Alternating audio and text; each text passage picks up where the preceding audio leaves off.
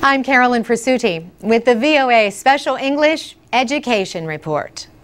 The Intel Science Talent Search is the top science competition for high school students in the United States. The 40 finalists were honored in Washington in March. They met with scientists and politicians. President Obama welcomed them to the White House. These 40 students were selected from almost 2,000 contestants nationwide.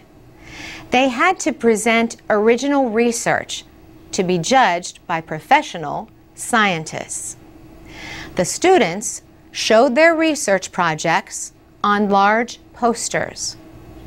The winners were announced March 15th. Wendy Hawkins is Executive Director of the Intel Foundation. She says the 40 finalists represented excellence across many areas of science. Their projects are deep and rich and insightful. Selena Lee is from Fair Oaks, California. She wanted to find a more effective treatment for liver cancer. She began her research 4 years ago. A scientist at the University of California, Davis, taught her how to design and do experimental work in the laboratory. She says, "I researched a new approach to targeting liver cancer by basically starving the liver cancer cells to death, while leaving the normal cells unaffected. And to go one step further, I blocked a survival pathway to make the treatment more effective." Ms. Lee placed 5th in the Intel Science Talent Search and was awarded $30,000. Scott Boisvert lives near Phoenix, Arizona. He began using a laboratory at the University of Arizona at the age of 14. Over 4 years, he completed a project studying a fungus linked to the decrease in amphibians around the world.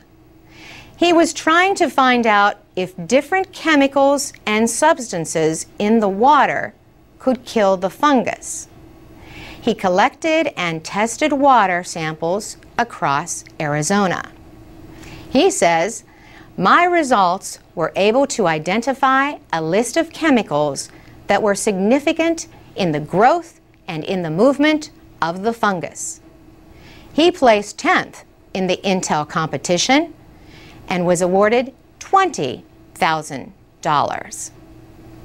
Evan O'Dorney of Danville, California, won the top award of $100,000 in this year's Intel Science Talent Search.